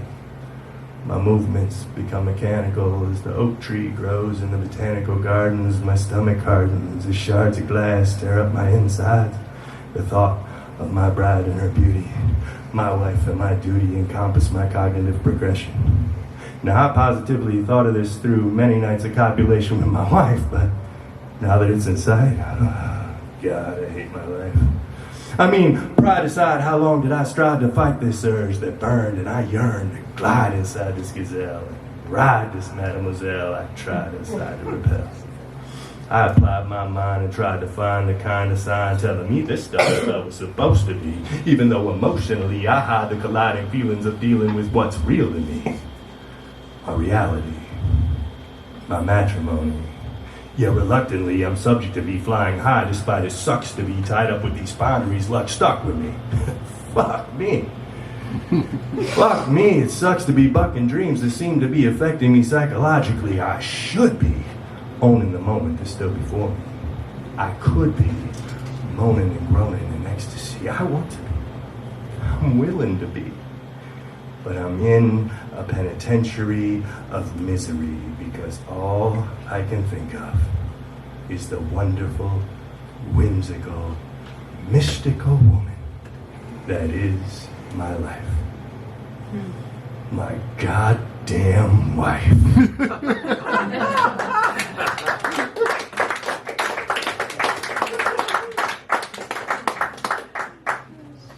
Oh.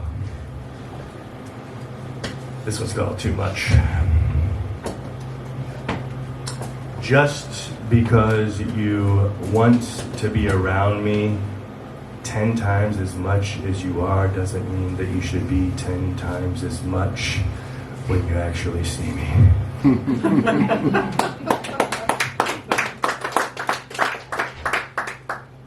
This one's called Freudian Slip. Sometimes she actually says what she's thinking.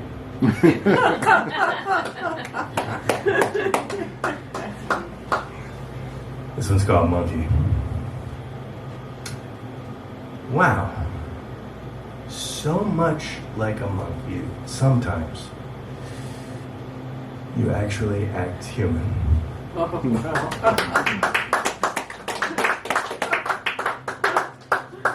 This one's called Sidewalk. I told you there's a lot. Ooh, here we go.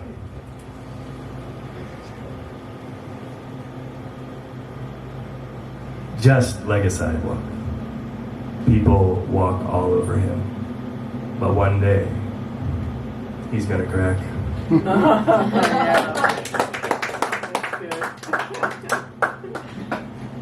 This one's called Church. Just like church. He is visited every Sunday. But sometimes it feels more like duty than fulfillment. I feel like every week there's just a little bit more learnt about sacrifice.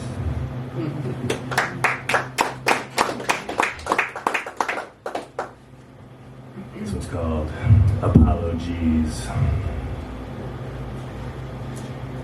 In high school, I was weak. A dweeb, a geek, a nerd, a freak, too meek to seek a sneak attack, a wreak havoc. I didn't speak back, for I lacked the skills and the sack to spill out wisecracks as those girls with killer racks gave me flack. I was chill and laid back. But when college hit, I wasn't taking shit. I was making a hit list filled with all those rich bitches I wasn't legit enough to get with, and all of a sudden, I was a fucking hit. All those tits came my way, a beautiful display of ex-cheerleaders adhering to sorority beer life, rearing towards something, seeing they're nothing but a trick and a treat, hoping to meet Mr. Money or somebody to help them achieve their MRS. For now, it was Mr. Right Now, and somehow, I was a magnet for superficial flesh. I was assertive, superlative, perfect to flirt with, the alternative to the jocks they flocked to and rocked in high school. I was new, and they wanted to knock my socks off, suck my cock and get my rocks off. But I shocked them with lewdness. I was crude and ruthless as I brewed with shrewdness, and I fucked them clueless. Another nuisance, using her cuteness, her boobs and her looseness for approval from strangers. A dangerous loop that screws you up major. You're scooped up and stooped and then duped by a player. You say it's a change, you rearrange your behavior to sucking and fucking and slutting your favors till you wouldn't know if you was plucked by a raper. You stagger from dagger to dagger, taking all takers and making it labor, but you pay for it later. The more you filled up, the more you feel empty. Something is missing. What have I become, you yell? God damn it! A masturbation tool for every man on the planet. Someone just like you delivered a strike to my insecurities that injured these feelings of my dealings were making you the bitch you are because of my healing scars. But they didn't dissipate.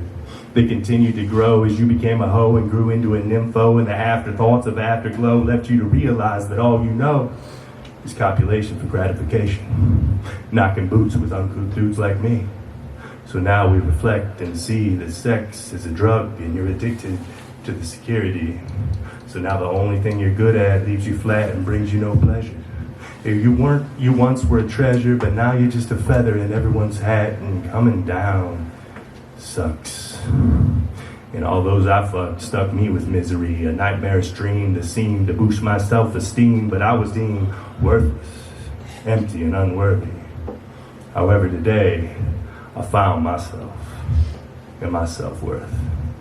So for what it's worth, this poem goes out to all the bitches and hoes with care. I'm sorry. The ex-player.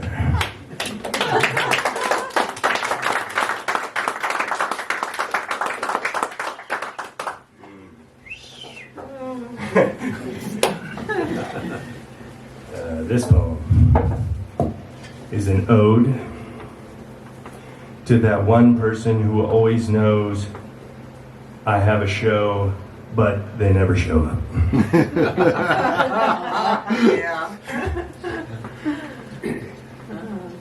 If you just came to an event, you wouldn't have to ask how it went.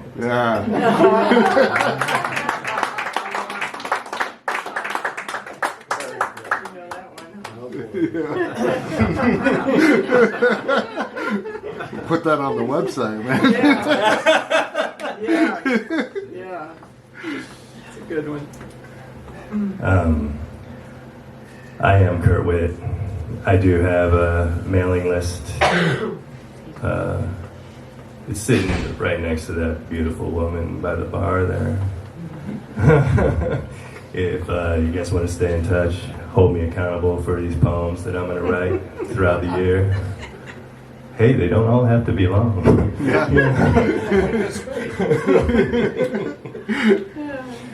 I have had a lot of fun, and I'm just going to end you with this one last piece. Because I am a poet, devoted to the moment, where I open my soul and I go like a loaded bullet, exploding with a golden flow that is potent, eyes sloping, emoting and showing. I'm holding my focus, blowing, the microphone is smoking, I'm controlling it, owning it, noticing the front row is stoked and they showing it. Rolling with every component I'm throwing. I'm growing with that glow that is so invoking. My fullness is rose to a wholeness only known to the holy omnipotent. I'm ripping it, so prolific and intricate. I'm ripping the infinite with it I'm living. I'm giving you snippets of intimate, definitive images, explicitly dripping from my lips like delicious innocence, delivering meticulous metaphors ready for plenty more. I'm steadily pouring allegorical storyboards, forceful with the lyrical sword, slicing your core like I'm at war. I am the imperial overlord. I implore you gorge on a verbal smorgasbord. Rhymes galore. I pull heartstrings and I sling power chords. Full force, course, deeper than ocean floors. Waves up in a lake, splash to the shores, smashing the doors of the poetry emporium. I'm flooring them. I'm throwing a moratorium of sinister repetition. It's intuition, my vision. It's reminiscent of Guinness, and I'm itching with competition. I've risen past the academy that's apt to be after me to be faculty. Actually, that'll be after they actively battle me, tackling their tactical and impractical apathy. It's a fact that it's practically stabbing the back of their staff, and it's sad to see. And the masses attract to me. They grab a seat and ask for the heat adamantly, at my feet begging to rap to me, saying I'm impacting and act like I'm that elite. Exactly. Cause I attack so matter-of-factly, and I'm wicked with the wit that I'm tossing. I spit wigs and I spray frost, and I stay accosting, causing exhaustion and applause it shows. My aura grows, so bright that my sight blurs, serving to stir opponents. And these are the moments that we love as poets. Yeah. Thank you.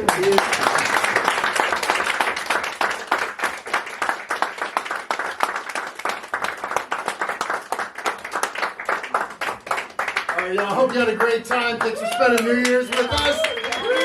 Give it up for Seth Bale and the Rialto Theater, for Jim Ballard, for all of the amazing voices on the open mic, all of the powerful, amazing voices in the room being here with your support, and for our featured poet, Kurt Witt.